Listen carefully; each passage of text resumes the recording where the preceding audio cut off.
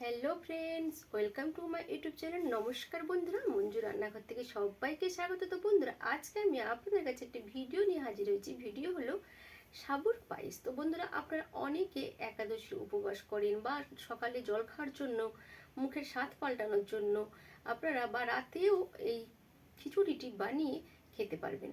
তো বন্ধুরা, চলুন আমার পুরো ভিডিওটি দেখা যাক, মাঝখানে স্কিপ করবেন না। আমার পুরো ভিডিওটি দেখার জন্য আপনাদের কাছে অনুরোধ রইল। আর লাইক কমেন্ট শেয়ার করতে বন্ধুরা ভুলবেন না। আপনাদের একটি লাইক, একটি সাবস্ক্রাইব আমার কাছে অনেক অনেক মূল্যবান। আমাকে নতুন নতুন ভিডিও করতে আপনাদের কাছে আগ্রহ বাড়িয়ে দেবে। তো বন্ধুরা, আর বেশি কথা না বাড়িয়ে আমি খুব সহজভাবে কি কি উপকরণ দিয়ে এই খিচুড়িটি বানাচ্ছি। তো চলুন বন্ধুরা দেখা। বন্ধুরা, কড়াই বসিয়ে দিয়েছি। কড়াইতে দিয়ে দিলাম 1 কাপ মুগের ডাল। তো বন্ধুরা, সাবুর খিচুড়ি করতে গেলে প্রথমে ডালটা কিন্তু ভেজে নিতে হবে।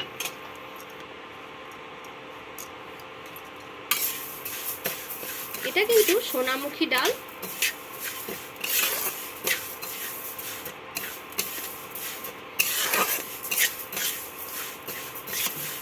সোনামুখী মুগের ডাল। দেখুন বন্ধুরা, এই ডালটা কিন্তু খেতেও খুব সুন্দর লাগে।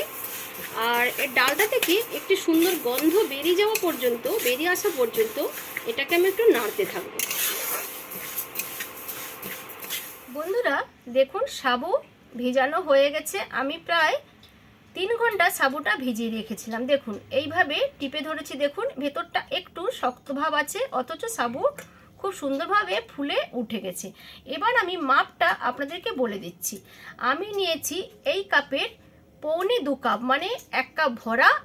আর একটা এই এতটা অবধি কাপটা আমি নিয়েছি, মানে 1.25 কাপ সাবু। আর ভালো করে সাবুটাকে 2-3 বার ধুয়ে নেওয়ার পরে ঠিক এই যতটা সাবু নিয়েছি ততটা জল আমি এর মধ্যে দিয়ে ভিজিয়ে 3 ঘন্টা আমি রেখে দিয়েছি। দেখুন, খুব সুন্দরভাবে সাবু ফুলে উঠে গেছে। তো আপনারা কিন্তু সাবুর পায়েস করলে এরকম বড় দানা সাবু নেবেন। একেবারে ছোট দানাটা কিন্তু খুব একটা ভালো হবে না। আর এই বড় দানা না হলে মাঝারি সাবুদানা দিয়ে পায়েস মানে খিচুড়ি বানাবেন। ডাল থেকে সুন্দর একটা গন্ধ বেরিয়ে আসছে। এবার আমি ডালটাকে একটি পাত্রের মধ্যে ঢেলে নিয়ে ভালো করে ধুয়ে কুকারে জল দিয়ে আমি সিটি দিয়ে নেব। একটা সিটি দেব। বন্ধুরা, ভেজে নেওয়া ডাল ভালো করে ধুয়ে দিয়ে দিলাম কুকারে।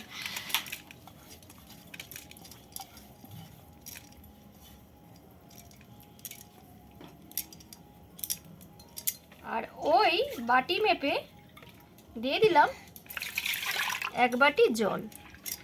এটা আমি একটা সিটি দেব। একটা সিটি দিয়ে একটু সময়ের জন্য ঢাকা দিয়ে দেব। আর একটু দিয়ে দিলাম জল। এবারে দিয়ে দেব অল্প একটু লবণ। লবণটা দিয়ে আমি চাপা দিয়ে দেব। ঢাকনাটা আটকে দিচ্ছি। একটা সিটি পড়ে যাবে, তারপর আমি চলে যাচ্ছি পরের স্টেপে।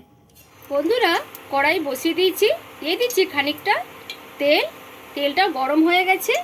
এবার আমি এর মধ্যে দিয়ে দেব 2টো শুকনো লঙ্কা। আর দিয়ে দিচ্ছি 1 চামচ 5 ফোড়ন আর সাদা জিরে।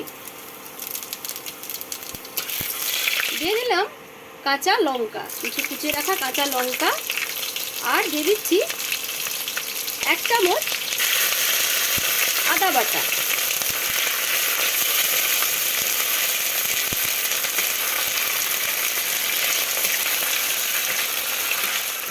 আদা আর সব রকম মশলা কষানো হয়ে গেছে। দিয়ে দিলাম একটা কুচিয়ে রাখা টমেটো।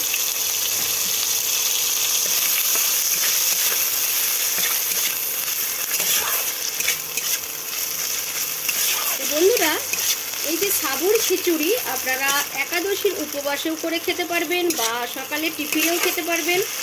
এবারে একাদশীতে অনেক রকম সবজি বা মশলা খাওয়া যায় না, সেগুলো আপনারা যেগুলো খেতে নেই সেগুলো আপনারা দেবেন না। যেগুলো খান সেগুলো আপনারা এর মধ্যে অ্যাড করে দেবেন। ভাজা হয়ে গেছে। এবার দিয়ে দিলাম খানিকটা কুমড়ো। আমি কেটে রেখেছিলাম, কুমড়োটা সরু সরু করে কেটে দিয়ে দিচ্ছি। আর দিয়ে দিচ্ছি আলু, ছোটো ছোটো করে ডুমো করে আলু কেটে রেখেছিলাম, আলু দিয়ে দিলাম।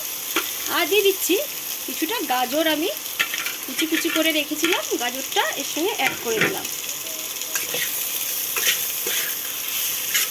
এবার এর সঙ্গে দিয়ে দেবো অল্প হলুদ। আমি আবারও বলছি, একাদশীতে আপনারা যে যে মশলা সবজি খাবেন না সেগুলো এতে দেবেন না। আমি খিচুড়িটা দেখাচ্ছি। আর দিয়ে দিলাম আর একটু লবণ। এবার এই সব মশলাগুলোকে একটু বাটি ছোট করে আমি সেদ্ধ করতে দিয়ে দেব। এবার আমি আলু, গাজর আর কুমড়ো আমি বাটি কমিয়ে ঢাকা দিয়ে দিলাম একটু সেদ্ধ হয়ে যাওয়ার জন্য। বন্ধুরা, সব সবজিগুলো প্রায় 60% সেদ্ধ হয়ে গেছে। এবার আমি দিয়ে দিচ্ছি ভিজিয়ে রাখা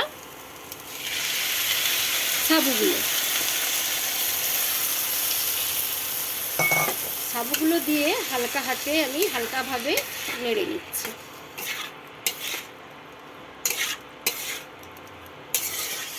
দিয়ে দিলাম খানিকটা জল, কারণ অনবরত কিন্তু নাড়তে হবে, কারণ যেহেতু সাবু আছে কিন্তু কড়াইতে লেগে যাওয়ার চান্স থাকবে। আরও একটু জল দেবো, কারণ ডালে হালকা জল আছে, ডালটা তো সেদ্ধ হয়ে গেছে। আমি আরও একটু জল দিয়ে দিলাম। তো বন্ধুরা, জলটা কিন্তু গরম দেবেন। এটা আমি দিয়ে দিলাম। এবার আমি এটাকে ঢাকা দিয়ে দেবো কিছুক্ষণের জন্য। প্রায় 500 ml জল দিয়ে দিয়েছি আমি। এবার এটাকে ঢাকা দিয়ে দিচ্ছি। হয়ে গেছে সাবু আর গাজর, আলু আর কুমড়ো সেদ্ধ হয়ে গেছে। এবার দিয়ে দিলাম সেদ্ধ করে রাখা ডাল।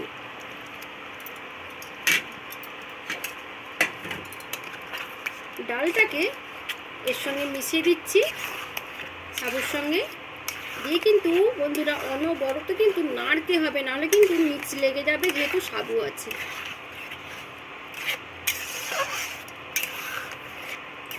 সবসময় বন্ধুরা চালের খিচুড়ি খেতে কিন্তু ভালো লাগে না। একবার বন্ধুরা এরকম সাবুর খিচুড়ি খেয়ে আমাকে কিন্তু কমেন্ট করতে বন্ধুরা ভুলবেন না। উপবাসেও করতে পারেন বা এমনি টিফিনেও করতে পারেন। এবার সবশেষে আমি দিয়ে দেব 1 চামচ ঘি। দিয়ে দিচ্ছি 1 চামচ ঘি।